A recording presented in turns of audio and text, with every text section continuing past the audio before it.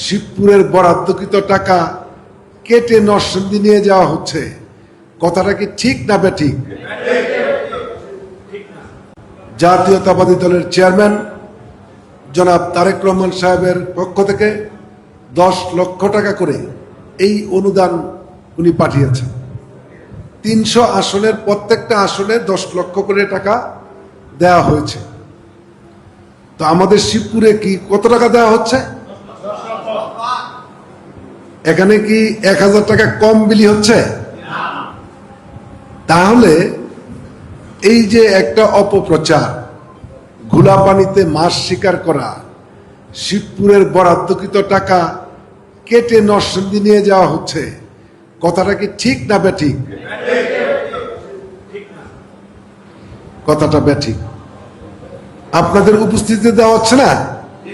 এই যে আমাদের নেতা আছেন, আমাদের এই মুহূর্তে ভারপ্রাপ্ত উপজেলা কর্মকর্তা আছেন, আমাদের সকল নেতৃবৃন্দ আছেন, তো যারা এই কাজটা করছেন এটা নিন্দনীয় একটা কাজ, দুঃখজনক একটি কাজ, মানুষকে, সাধারণ মানুষকে বিভ্রান্ত করার মতো একটা কাজ। এটা কিন্তু কোনো রাজনীতি হতে পারে না, এটা কখনোই রাজনীতি না, এটা অপরাজনীতি। আমরা শিবপুরে কিন্তু কোনো অপরাজনীতি করতে আসি নাই, আমরা অপরাজনীতি করব না। যদি পারি তাহলে কিন্তু বরাদ্দটা কিভাবে আরো বাড়ায় শিবপুরের জন্য আনা যায়, আমার চেষ্টা সবসময় কিন্তু এটাই থাকবে।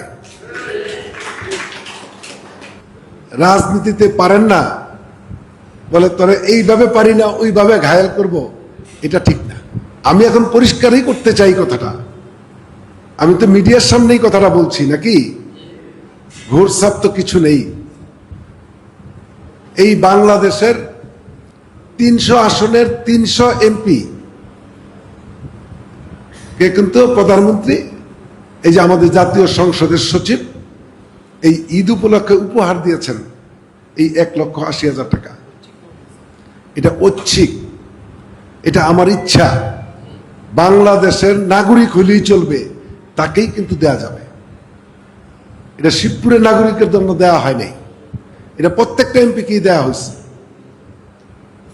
এখন আমার ড্রাইভার আছে তো নাকি, দারোয়ান, সাপ্রাসি, পিউন, পিএস, এপিএস, আমাকে ঘিরে আছে 24 ঘন্টা, এরকম 15-20 জন লোক লাগে না নাকি? তো ওরা কি দাবি দেন না? তো ওদের বাড়ি যদি ঢাকা হয় একজনের, তার মানে ও যদি টাকাটা পায়, ওর অংশের টাকা, এটা শিবপুরের কেউ যদি বলে শিবপুরের বরাদ্দ কেটে নিয়ে তাকে দেওয়া হয়েছে, তাহলে কথাটা কি ঠিক হবে? এটা একটা পাগলের প্রলাপ। পুটিয়া ইউনিয়নের 1 টাকা আমি আইয়ুবপুরে দিতে পারবো না, আইয়ুবপুর ইউনিয়নের 1 টাকা আমি যশোর ইউনিয়নে দিতে পারবো না। এটা কিন্তু এইরকম ভাবে বাইন্ডিংস। আপনি একজন নেতা, আপনাকে 5 টাকা দিব নাকি 6 টাকা দিব, এটা ভাগ করা যায় আপনার ইউনিয়নের মধ্যে, কিন্তু ইউনিয়নের বাইরে এটা নেয়ার কোনো সুযোগ নেই। আপনারা জেনে করছেন নাকি না জেনে এই বিষোদ্গার করছেন আল্লাহ ভালো জানে।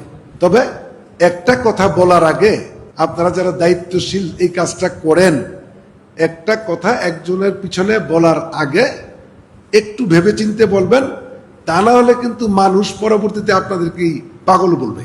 একদিন একটা কথা বলবেন, বিশ্বাস করবে, দ্বিতীয়বার বললেই কিন্তু আর বিশ্বাসটা করবে না, তখন সত্য কথা বললেও বিশ্বাস করবে না।